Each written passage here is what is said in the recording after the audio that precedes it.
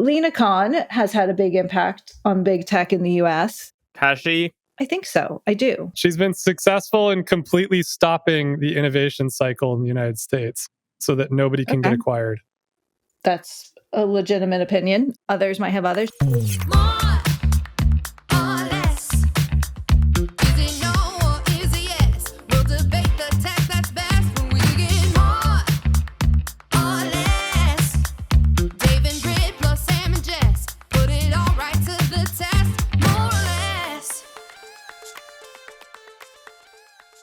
Why, hello, friends. Welcome to another episode of More or Less. Brat Hair Summer Edition. This is what we're doing. Okay, I'm just gonna tell everybody what just happened. Right as we were about to press record, Jess had her hair in a bun, lets it down. It is voluminous. It is a little crazy, a little bit everywhere. And she said, "This is just my brat hair." And I'm like, thank you for following a cultural meme into the More or Less pod as we kick it off today. Are you gonna smoke cigarettes on the pod? Because that's the other part No, of but brat. isn't this the brat color, the lime green? Yeah, lime green. I'm full brat. That's more of a turquoise, but Yeah, it's not the right color. It's supposed to look like gack. Yeah, it's got to look like camouflage, like fluorescent camouflage. Okay. I still think brat is over, and whoever wants to tell me what's next, I'll be here for. No, but it's not over yet. The song sucks. It's really not that good of a song. I agree. It's like a terrible song. I don't get it. We're old, Sam. Life is full of memes these days. Whatever these kids are doing, it's just a meme. Well, guys, it's been a week. It has been a week. I mean, my news juices are flowing because there's been so much happening. This is why it's really fun to be a reporter. Maybe it's fun to be an investor too. I wouldn't know. But also, Except for when you invest.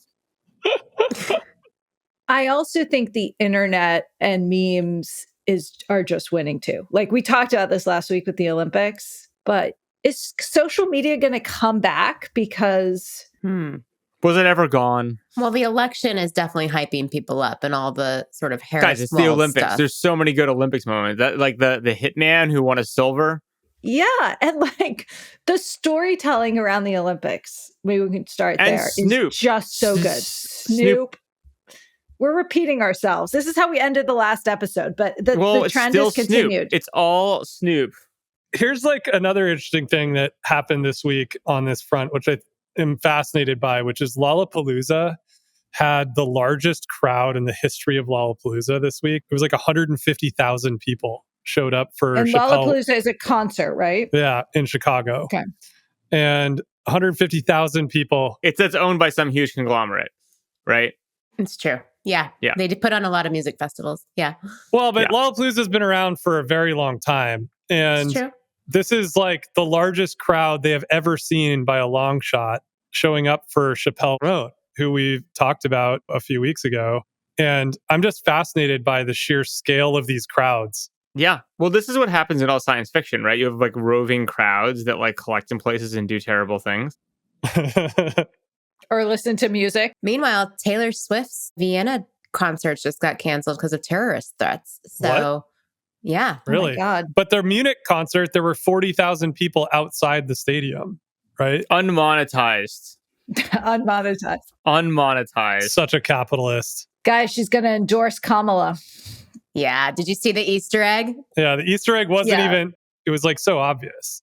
You guys have turned me into a Taylorology expert, so I don't even need to text you anymore when these things happen because I just know. But I miss you. I miss you texting me about it, though. I'll text you about the engagement rumors. I have theories, but all right, cool. Sam, you can go ahead. Do you guys realize how embarrassing it will be if Donald Trump got shot and loses the election?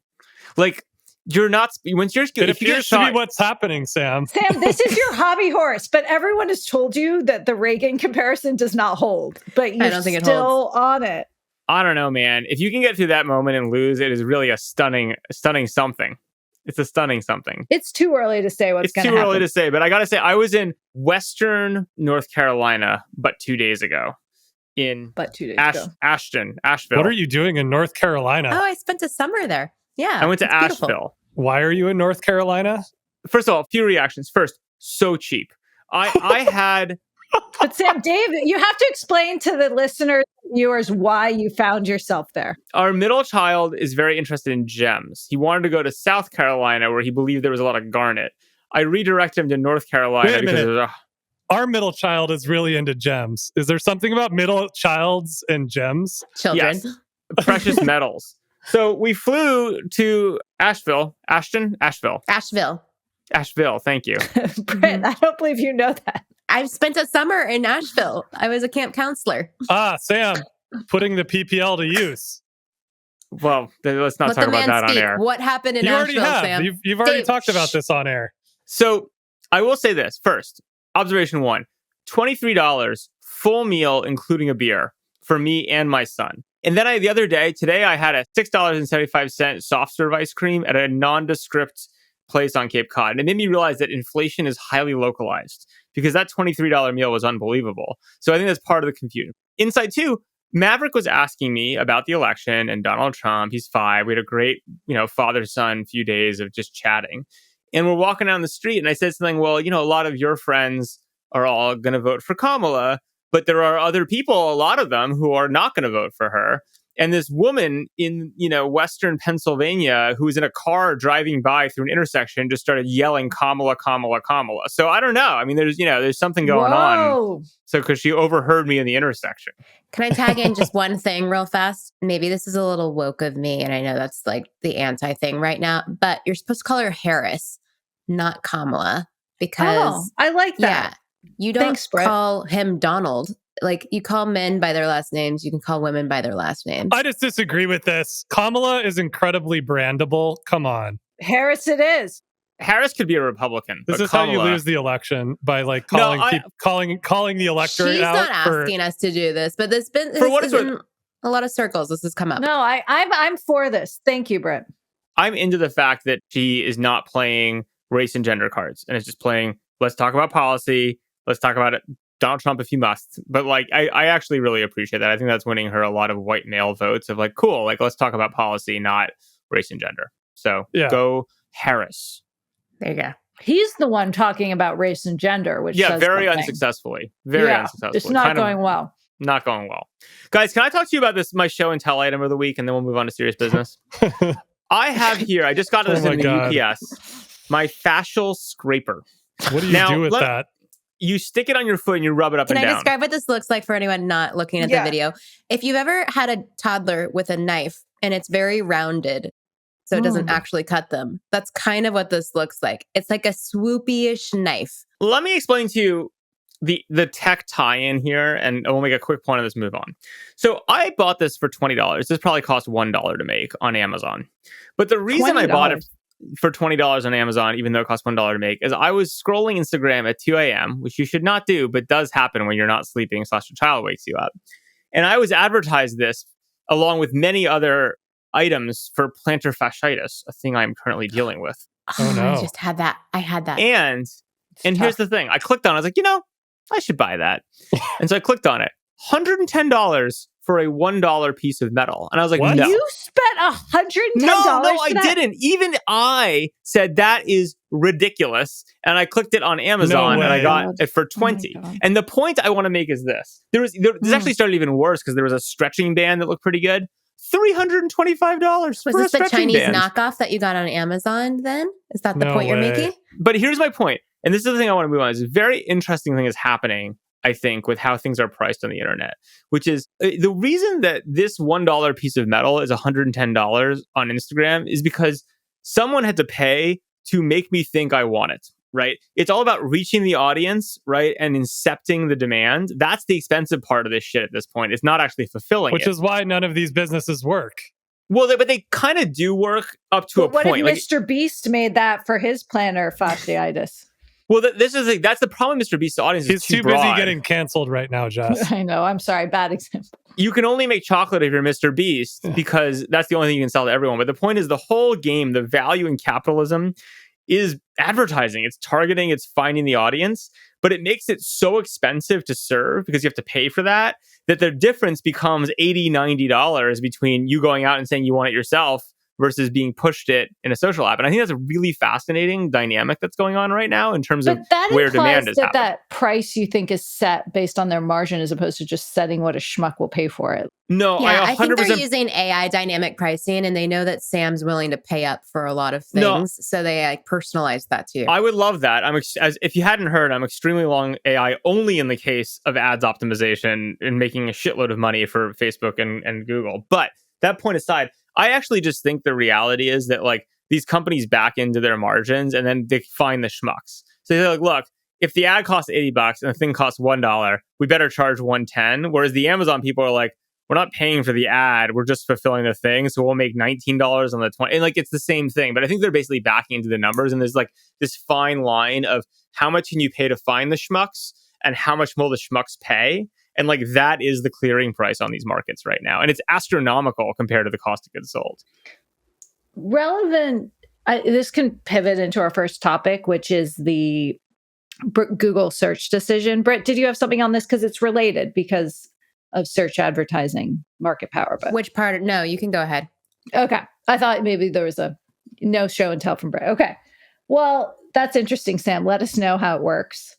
It's okay. I think maybe the $110 one might be better.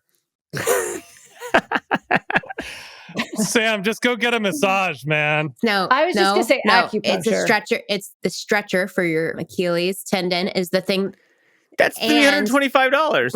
Brooks running shoes. Those are the two things you need. I think you have those. I've too. gone through. I'm a Hoka guy, but I get it. Anyway, keep No, going. I was Jess. a Hoka girl and I got plantar fasciitis. So among the epic news that happened this week, we had more market meltdown might be a strong word. We'll see. More market volatility, although based on the number of emails I got from bankers, you would think the sky has fallen. And then the decision in Google's long-running antitrust case came down. And this is specifically the case where the question of Apple's making Google, getting paid by Google to be the default search engine in the iPhone and Mac ecosystem. There's a lawsuit brought saying that was anti-competitive, and the judge said, actually, it is, and that deal is illegal and will have to be restructured in some way. We don't know how. The remedies are for another day. What did you guys think about this? The reason it reminded me to tie it to Sam's is, interestingly, the judge found that Google was not a monopoly in search advertising because Amazon has emerged as such a big player. So the rulings specifically related to internet search, and we're going to see a shakeup of that deal and maybe the ecosystem. But curious for everyone's thoughts. I mean, it's pushed the Alphabet stock all the way back to April 18th levels. It's really retraced months of progress. I love the part that he noted that Microsoft's Bing search engine has 80% share of the search market on the Microsoft Edge browser that nobody uses. Like that was one of their retorts to why this is not antitrust. For idiots. They were like, so other browsers and other search engines can be successful. But the question, does this change anything? No. Or is this another changes their revenue?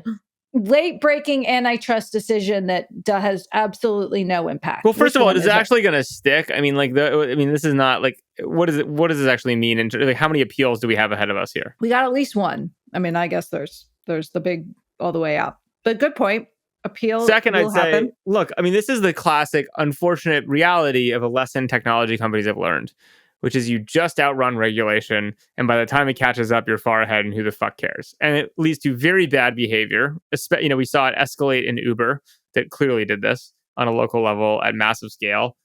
OpenAI has been trying to play this playbook, right? But it's kind of one of those things where you're like, it's not that it doesn't matter. It does matter. It has a revenue impact. But I feel like Google's like, the place where this would have really mattered happened like a decade ago. Jess, right? I would love for you to do an information breakdown on the Google-Apple incestuous relationship because it's my favorite topic in business.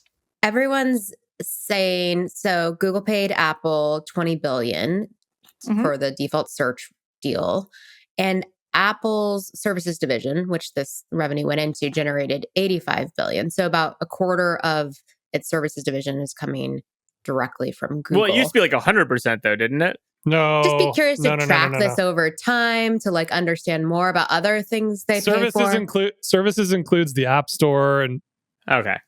And Yeah, yeah. I think Apple Care, And Apple anything you can TV. subscribe to. Yeah. TV too. Yeah. I'm still not understanding the monopoly case here. Can we break this down a little bit? Like, I'm not understanding it.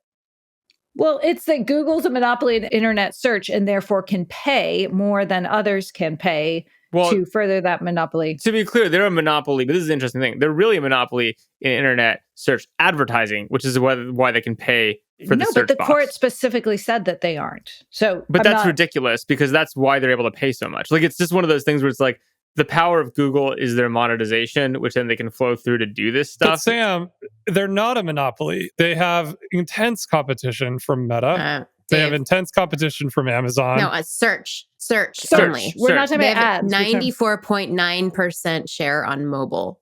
The difference is, David, this is the difference between the advertisement that incepts that I need the plantar fasciitis tool I understand versus the advertising that clears it.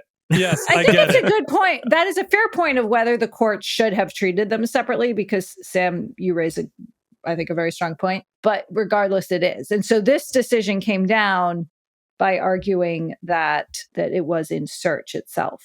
And so now, And what consumer harm did they claim existed because of that? Ability to compete.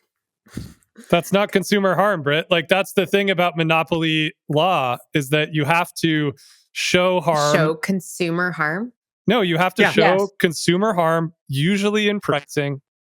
Not always, but but usually for the thing that's going on. And I think it's very hard to understand where that is in this. So I personally think if the case ended up coming down, that the courts defined it as the search ad market was not a monopoly, but the search consumer was, and that my money says this gets struck down, which is why the stock isn't down. That's interesting, actually. I think now Google's stock took more of a beating. It's fine. Again, it's retraced Apple. Like 3 months. I meant Apple. Yeah. I meant Apple. Because it's a quarter of their services revenue. Yeah.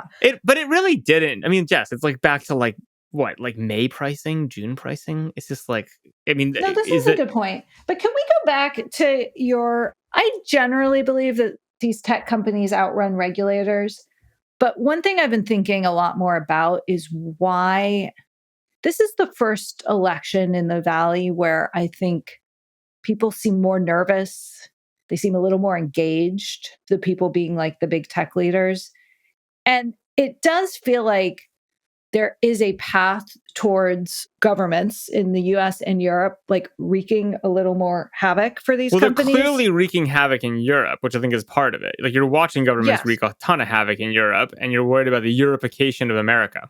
And then Lena Khan has had a big impact on big tech in the US. Has she? I think so. I do. Hasn't she lost like everything she's tried to do? No, she hasn't. And there have been many aborted acquisitions, from Adobe Figma to iRobot, Amazon. She's been successful in completely stopping the innovation cycle in the United States so that nobody can get acquired. That's a legitimate opinion. Others might have others. But I'm just wondering, I'm also just like playing with a column idea here live on air, which is never a good idea. But I wonder, to me, my read is that there is a growing amount of attention in the Valley on this election, because I think the stakes are higher, and they may not be existentially high, to your point, Sam, but they do feel higher. And I have a company. They definitely are. They definitely are. We have a company in our portfolio in the fertility space who is actually on fire, doing super well, and wants to go raise their next round this fall. And they were asking me today, Britt, do you think we should raise the round before or after the election? Because investors will be like skittish to invest in us depending on who wins. I thought it was a really interesting and weird question. There's got to be some raise now and then do some sort of swap on a prediction market that kind of hedges out the risk, right? Yeah. I don't think founders understand how to do that kind of math. Well, Britt, but we were at the conference we attended. There was a whole presentation on the impact of you're in a category that could have particular consequences, right, with fertility. But the upshot from the conference was kind of interesting, was that elections actually don't affect markets. Yeah, no, this is specific to fertility just because of the totally opposing views of each side. I just don't think it's that common. We've reached a point of maturity where technology went from being, which was the best, right? This thing that no one was paying attention to because they didn't get its importance, to now no one denies it. It's a huge percentage of the economy. It's the balkanization globally means that like we just don't take internet openness as a given. You're seeing Europeans doing bonkers shit, right? And the risk of it happening in the US. Like, I don't think it's that surprising. I mean, I think, I continue to believe it's shocking how little money there is in politics, given the magnitude of impact. Like, everyone's like, why is there so much money in politics? Like, there's like no money in politics, given the amount of impact it has.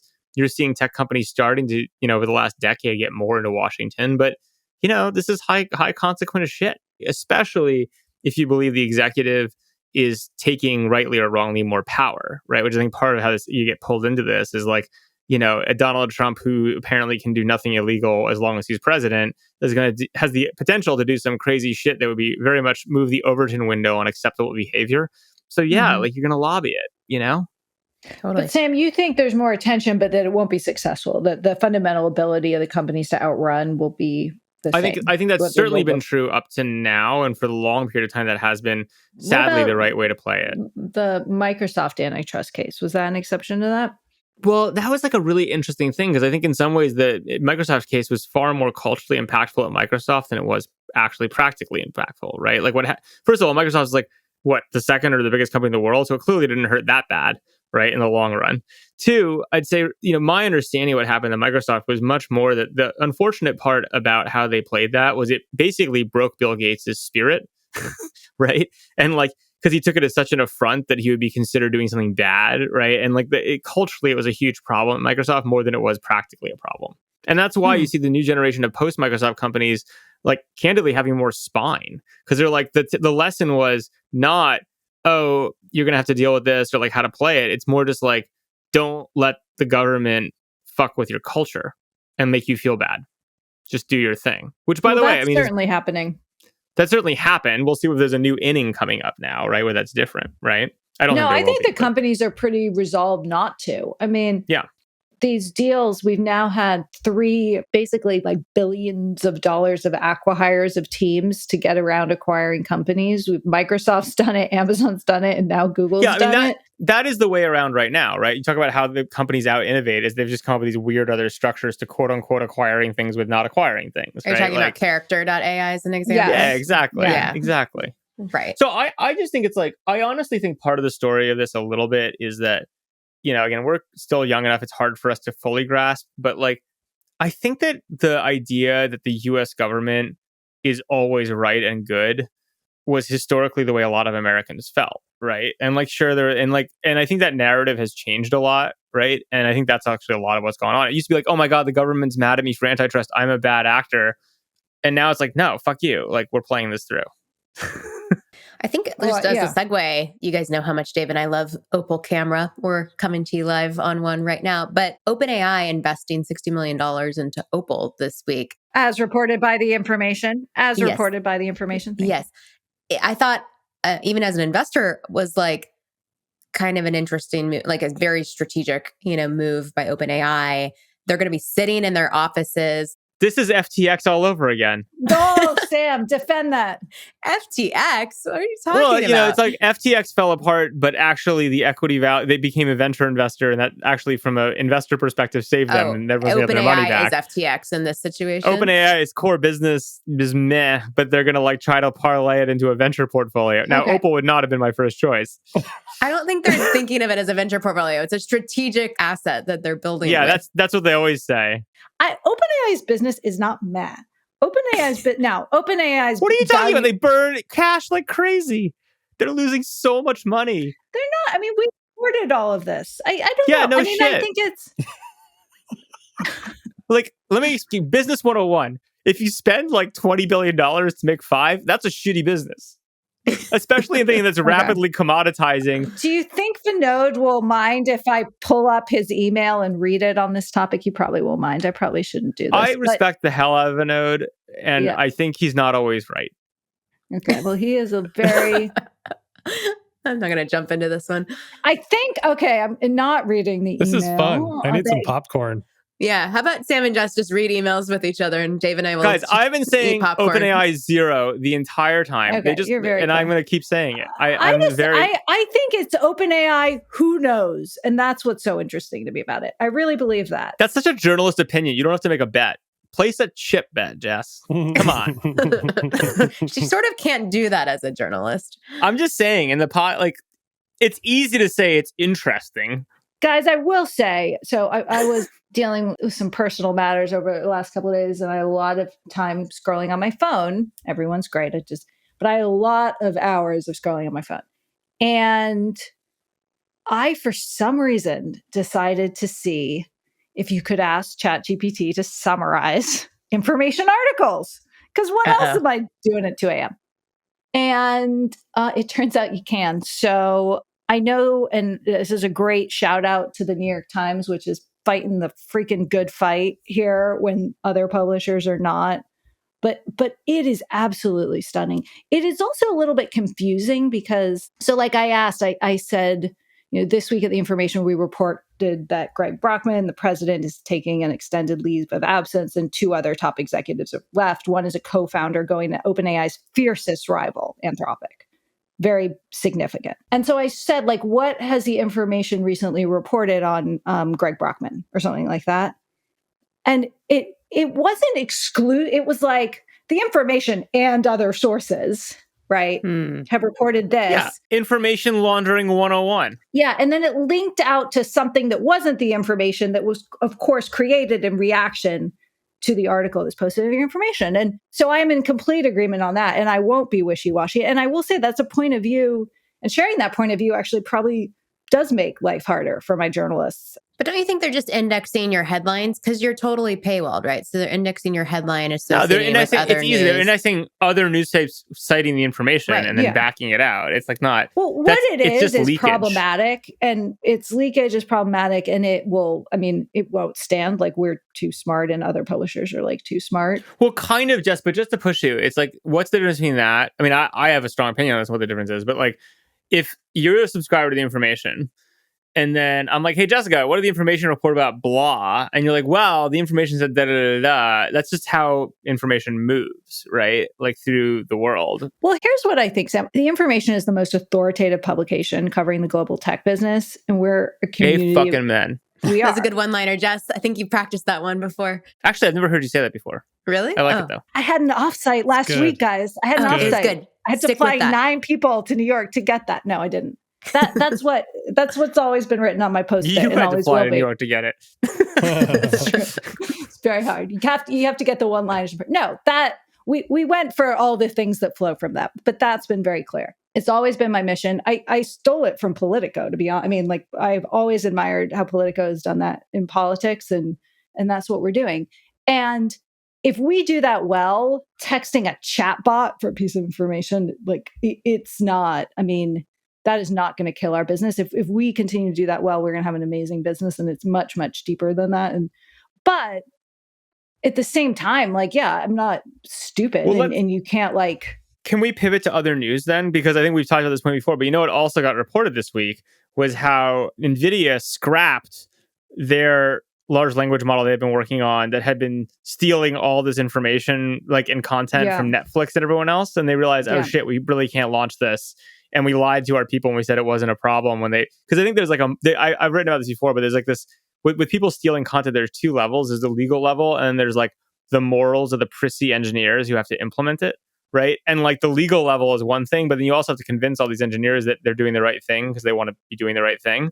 So it's interesting because I think you talk about regulatory arb, right? And what's going on. The only way startups win, right, I think, in this world is if the really big companies basically are too prissy and then also are too legal. Like, they're suable, they're real targets, so they can't do this stuff. And then they let all of the babies, like the OpenAIs, do all the illegal shit or semi-immoral stuff. And then that's too late, right? Like, that's kind of like my take on it. And I think, like, it's really bad, but I think that is like a pattern you see play out.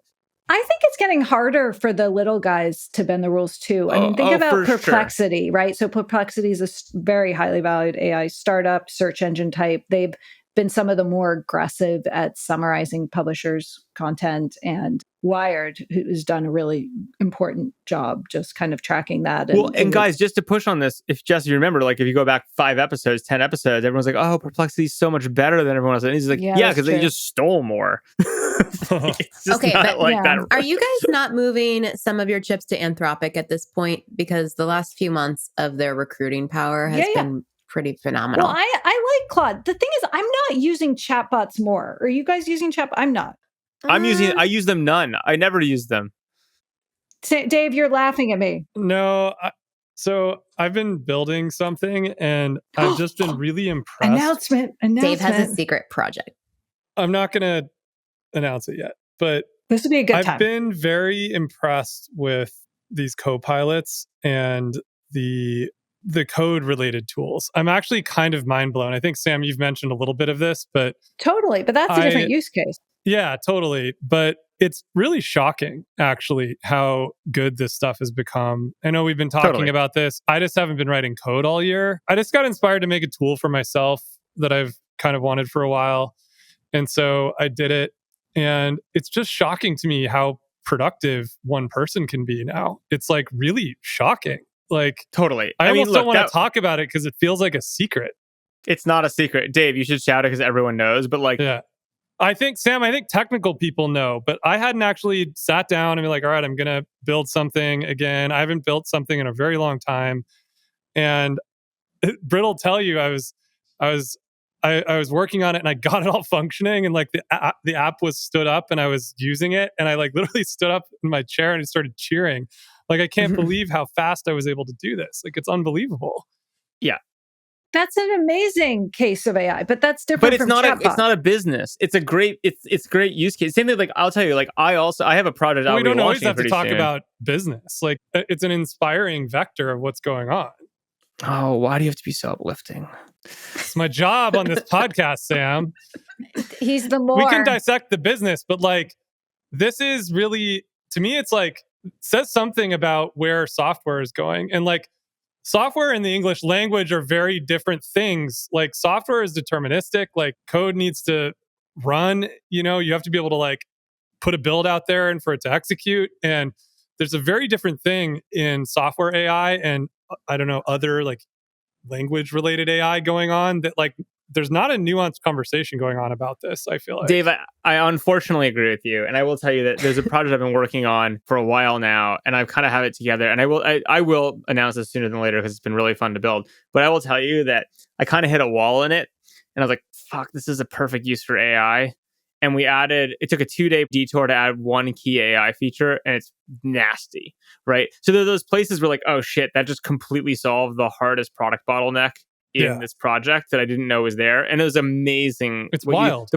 But cynical Sam, I'm like, look, I agree. I just don't think there's any, like, it's not a great business. It's just like cloud infrastructure, but worse, right? From a business model perspective. Right. Cloud is like a billions of dollar business. Yeah, but cloud evolved in a super weird way, right? Like, from a historical perspective, Amazon got a massive lead in it because people weren't paying attention at the time, which is very unlike AI where everyone's paying attention. There's a whole bunch of like, in terms of what it was doing, in terms of racking, like it basically was an economic model that made a lot of sense, and it's crushed it from that perspective. But like the business of cloud, it was a great build out in a great period. AI is too easy to slap on the top for the cloud providers. And again, I'm not saying no one will make any money. I just don't think I think it's just more cloud, you know? Okay. Except for, well, Dave's been getting into like the developer side of AI. I've been trying to immerse myself more in the creative tools. And I still stick by Runway as one of my favorite platforms. And so they have a new. Looks nothing like you. Okay, my teeth don't, but the rest of it does.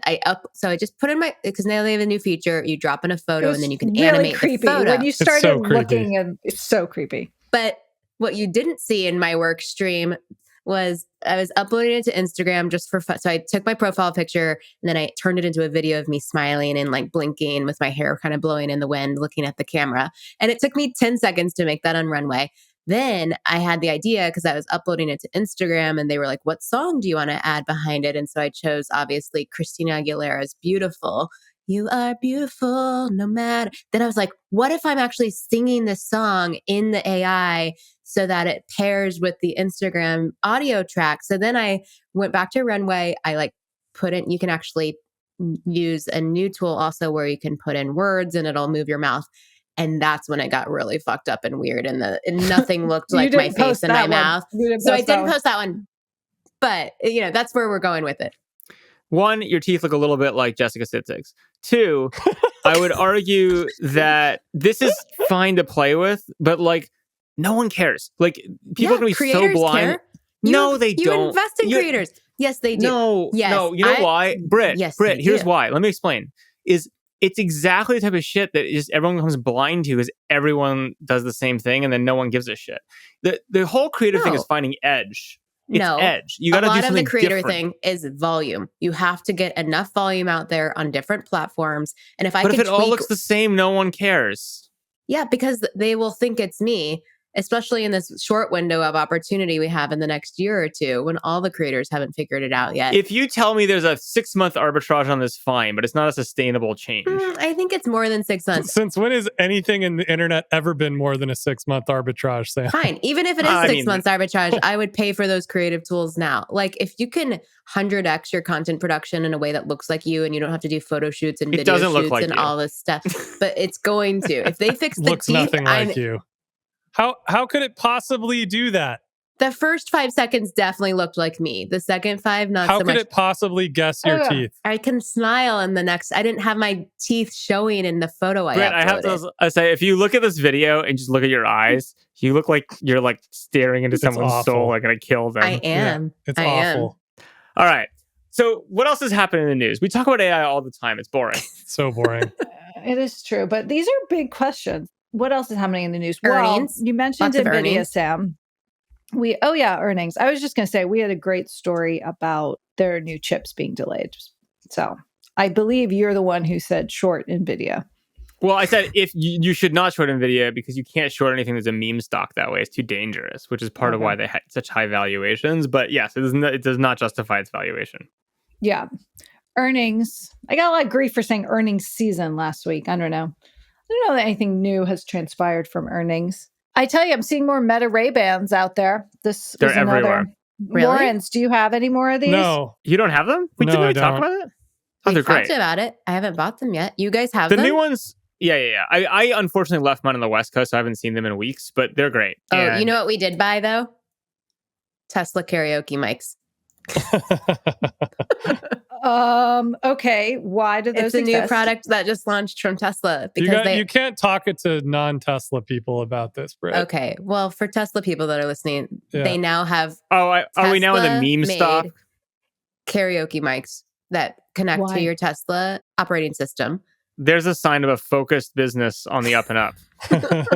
Wait, are you supposed to like do karaoke in your driveway next to your car or while you're in your car? It's called karaoke, actually. And they put the words on the screen and you sing along with everyone in the car. But now with their mics, what is the thing called, Dave, where they tune out the screeching noises that mics do? No, it's not. It's anti-howl technology, i.e. it screens you out when you're howling too much doing karaoke. The idea of children doing this in a car. They do it all the time, actually. Like karaoke's been a Tesla feature for a long time. And this is just adding a mic. It's all narrative telling of, well, when your car drives itself, what will you do with your time and attention? No, you don't even need that, Sam. Kids just love it in general, like while you're driving. That sounds terrible. Yeah, but if I'm driving, I don't love it. Okay, that's weird. I mean, how are the robots doing? Like, I don't know. I'm like, Tesla. Waymo should actually integrate these into their operating system because that's also a good use.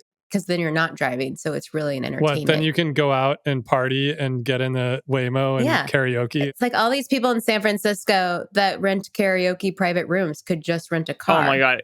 Guys, if the future's headline is like the collapse of karaoke bars because Waymo has taken over their business and like karaoke bar owners like rioting and destroying cars, that would be hilarious. I will say on that front, the sheer number of Waymos in the city right now is shocking. Crazy. That was one of the ultimate, like, sort of sneak attacks, right? Like, nothing was happening, nothing was happening, nothing was happening. And then it quietly became like the cool kids in San Francisco use Waymo, not Yeah, Uber. we went into the city to go to the Olivia Rodrigo concert, and Oh, Everyone was there. it was It's great. event of the season. we good. were getting messages like, I got 3 tickets and the whole It's thing. great. How was It's like it? she's like a spicier Taylor. It was shocking how many Waymos there were. It was the first time that I felt that feeling of, whoa, the robots really are taking So, over. Dave, are you long or short Uber on that fact? I don't know the economics of Uber what just it would keeps take. jacking up the prices. So I hope they're doing well because it's pretty Short, right? expensive. Short, I'm short for sure. Uber. Well, except for the fact that Uber's a shitty company until they get rid of all the drivers, and then it's actually kind of an interesting company. So the question is like, what happens to the hardware? Does Uber get access to it? I just don't know what the economics of that question are. You know, like the rumor is that these things are extremely expensive. And I'm not sure. All I know is there's enough of them in the city now that they feel like they're everywhere. And you have this feeling of like the robots are everywhere. And that wasn't the case 3 months ago. Like it's happened in the last 3 months. I gotta say, this is why you don't count Google/Alphabet out. I mean, Who counted them out? I know in here, but a lot, I mean, it's pretty amazing. By the way, Uber bought and sold and restructured a self-driving car company. So they were in the game, and then they Do got they out of have the this game at all anymore? Do they have a No, research they division don't working on now. this? They might. There's something, and maybe some part. I should. But know doesn't all just of like this, but, Waymo buy Uber for the distribution or some shit? I don't know. Yeah, Distribution probably. of what? maybe. But that was always going to be what happened to Lyft, and then it never happened. So Lyft is gone. $8 a share. That what? They're shit in the bed. yeah, those aren't the. Bummer. The mustaches There are were a over. lot of scooters in Austin when we were there a few months ago. Yeah, but Uber's Lyft just had jacking scooters price. everywhere. Uber's gotten so expensive; it's become a true luxury product. But it's what it actually should cost. I haven't been following this. Although, actually, the reality is Uber's just screwing the drivers right now because they can. So my understanding from talking to drivers is really they're actually making less than ever before to a shocking degree. And Uber's like, we'll just be profitable now. This is a less good world, though, right? Like it's kind of a sad narrative that this is the way things are going. Do you think the gig economy at large then will be totally constricted, like Fiverr and everything else? Fiverr. Well, I'm just like Uber, Fiverr, all the AI and robots are taking over everything. Wait, is Airbnb down 20% today? No, sorry, 14%. So a few things. One, I'd say, Britt, I mean, the reality is for all these kind of two-sided labor arb marketplaces, the story was always yada, yada, yada robots, right? Like that's why they go from being okay businesses to great businesses and like in most of the categories. And so I think that you're just seeing that play out or start for actually. And like the second thing I'd say is I actually think for sure there's a zeitgeist moment here. Did you see this video I posted the other day of like, it's supposed to be Rosie the Riveter and like the whole story of how she has all these gig working jobs and she's getting crushed, but then she finds a manufacturing job in the US Oh, yeah. and like now she's building something. Yeah. Great ad. Yeah. Great ad. I'm not sure what it's for, but great ad. It's for the manufacturing companies. Great. But it was like bring back American. I think this is It's a like real the narrative. Manufacturing Association of America or whatever that did the ad. It's a real narrative, which is I think that people like went from everything goes in cycles and went from I hate my 9 to 5 in a meaningless cubicle in the Matrix era, right? Like I need to get out of this cubicle to, oh fuck, I can be my own boss and deliver shit and whatever to, oh my God, that's terrible. Like I want to do something meaningful. And I think there's just generational turnover and we're going back. Like I think it's not bad for the world. Or it's not just terrible, but like the robots are doing it better than me. And so and it's I terrible just don't have a job. because it's terrible because Uber just takes all the margin and like this is a terrible thing to do. Well, But like where does the workforce go ahead? Dave. let's shift also to the Airbnb question. Like Airbnb's stock fell through the floor this week. I will tell you, being in my hometown over the summer, I'm from Helena, Montana, which is, a pretty standard small rural town in America. And one of the big conversations this summer was that all of the property management companies in my hometown that were in the business of servicing Airbnbs were getting out of the business. They gave, 60-day notices to like every Airbnb in town that they were servicing because they want to get into the long term rental business, which makes total sense, right? The Airbnb business for a local property management company is incredibly labor intensive, lots of turns, there's no margin. And so I was really kind of fascinated by this story while I was in my hometown watching this play out. And then to see demand softening like it is, it just seems like their whole business is also collapsing. Well, I think it's for a few things. One is I think kind of like everyone else, like the pricing is getting absurd. So Airbnbs are just way too expensive, right? Is what I'd say, because And they're trying to make is money. Not at a hotel level. It sucks. I mean, the reality is I will admit that I never really used Airbnb. I love the idea of it, but like the few times I've used it, I was always kind of pretty disappointed with the experience. But we do a lot of work to find good ones though. Like we probably put too much time into figuring out good ones. I've never personally, I get it as a service. I've never personally had a good experience with Airbnb. So I never liked it, but it's gotten really expensive. And yeah, I will say like hotels are great. Turns out, cycle of life, right? That when you centralize all the services and management, you're like, this is actually a great service. There's room service, the internet and you work. can get scale and you can actually create a nice little local business. Dave, what was that story we were following last week in the last few days about also office spaces becoming more hotel-like with more amenities to draw people back? It was a New York City related story. Yeah, a lot of the real estate. I've been calling it downtown, WeWork 2.0. Yeah, a lot of the real estate became vacated during pandemic years.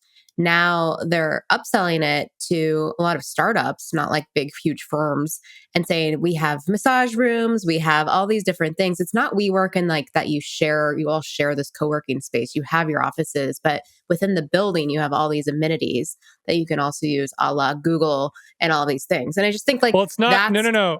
It's not just amenities. It is about getting people out of their houses, doing Zoom and going somewhere for a social experience and connecting with people. Exactly. I just think it's a phase shift that's happening at large with Airbnb, with work from home, with gig economy. Like people are tired of kind of being isolated and want to go back to being together. Well, it's that. I also think the healthy version of it, and like capitalism is good or all, is it's just the cycle. It's like your home outcompetes your shitty office. So then your office has to get better, right? And then you're like, cool, now my office can outcompete. You're like, oh shit, Totally. now your home has to get better. And like people just ping pong generationally. And like, look, if you told me now, hey, take out commuting. If you're like, hey, Sam, do you want to leave the pool house and go 5 minutes away by bicycle? I'm not going to go more than that. And there's like everything you need. And, you know, it's a better spa than your house, right? And like there's massages and whatever. And the meeting rooms are better and everything's taken care of. And the food delivery. Like, spa than your house. Most people do not have spas at their house, but keep going. Whatever. I mean, it's saying like there's a service level offering where I'd be like, yeah, God. that sounds right. Like, you know. So to be clear, for you to go to an office, you need a spa and it needs to be 5 minutes away. Sam and I tried to invest in one of these before the pandemic. It was just like 5 years, 6 years too early. And like if the gym is better than my gym, like there's a level of service.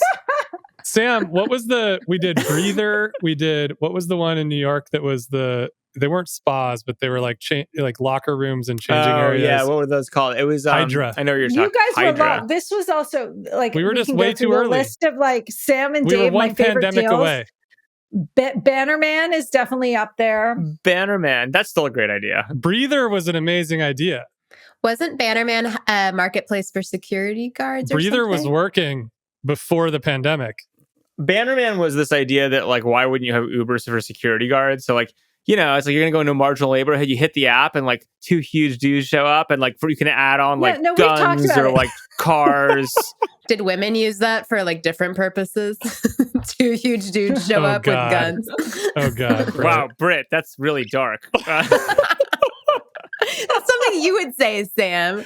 Stop but I didn't. You guys are you're just clones on this pot. You two. Well, I want to keep it moving because Sam, we have dinner in a minute, but I need a shower. More East Coast dinners.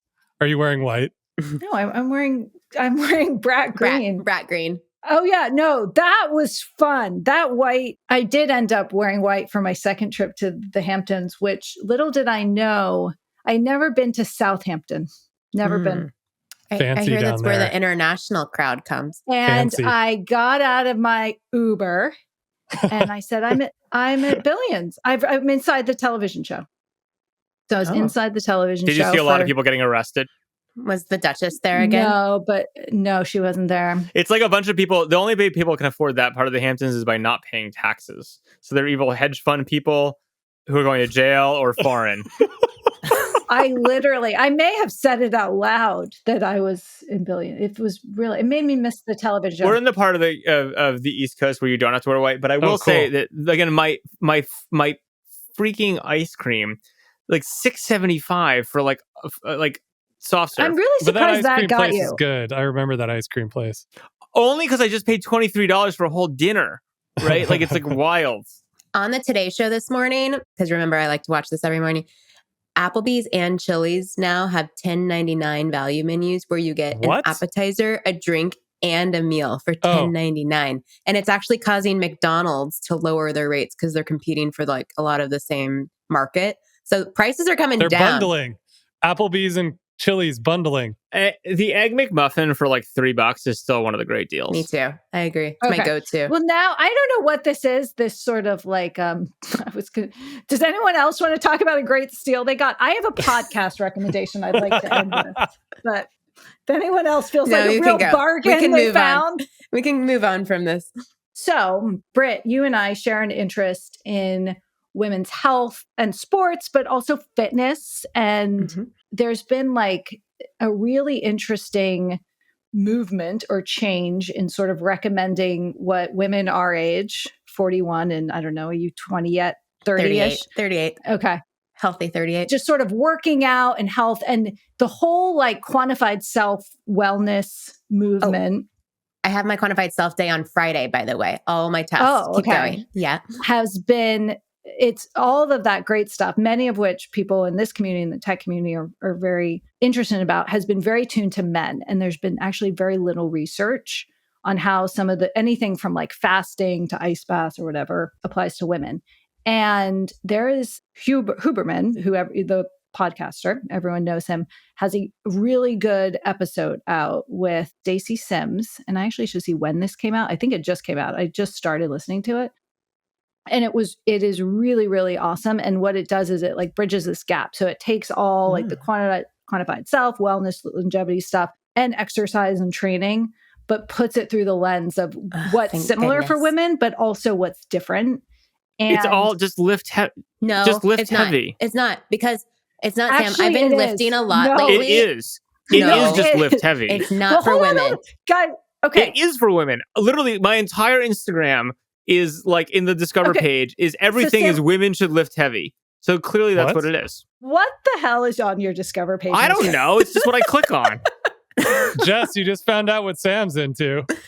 I mean, protein and lift heavy. I have some great TikToks. I'm going to give you guys a sneak peek of what Dr. Stacey Sims says, which is worth listening to. And unfortunately, Sam, you're right. But basically what she says is she is a fan of polarized training.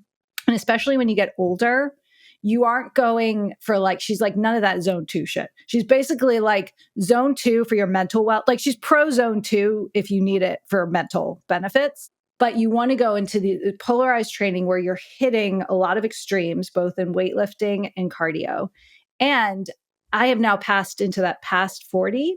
And at 41, you're going for heavy over reps. So if you're still in your 30s, Britt, you're going to something, I didn't quite follow it, but you want to. Maybe that's why I disagree with Sam. You want to do reps until like if you could do 10 reps. It's called an AMRAP, form, as many reps as you possible. You actually do 8. No, but what she said. Oh, you do 80% of max. This is what you do. You flip it. Hold on. Training begins once you fail. We are so annoying. Stop talking. Sam, so this is... So actually, Sam, there's like 15 minutes of this 2-hour podcast around why training doesn't begin when you fail. You can disagree, but it sounds like the research has evolved beyond that. But that's just what my Instagram tells me. Okay. But there's this switch, and around 40, what you're really supposed to do is like do 2 reps at the maximum weight, right? Like, so. Oh, I love that. And that's what I do. It's like the 4-hour work week, but for strength training. Guys, I can squat like 450. Okay. Sam, we know you are incredibly fit. Can we take a moment and bow down to? I actually can't. I can deadlift it though. Sam wants credit for being fit, Jess. we are all fit and strong on this. And anyway, but one of the interesting things about it, and again, I can't really recommend it enough, and I'm only halfway through, is, and a shout out to my friends who sent this to me. I don't want to be taking credit for this curation, but Yeah, because that's what OpenAI does. Yeah. That's exactly what you're doing, is recycling the podcast to another podcast. No, it was curated for me by some awesome women, and I'm grateful for that. But it also says the idea of women fasting before working out is so bad. Oh, And good. that you need at least 15 grams of protein. You don't need a full meal, but for women, you need those 15 grams of proteins before one of these So workouts. will you please start slamming the shakes that I have stocked in the house? Because they're like, this is why I don't talk about this. Hard-boiled eggs are fine. But it is so important. And what I loved about this podcast too, and then I will end, is it really ties, so it ties training to cognitive health and brain health pretty directly.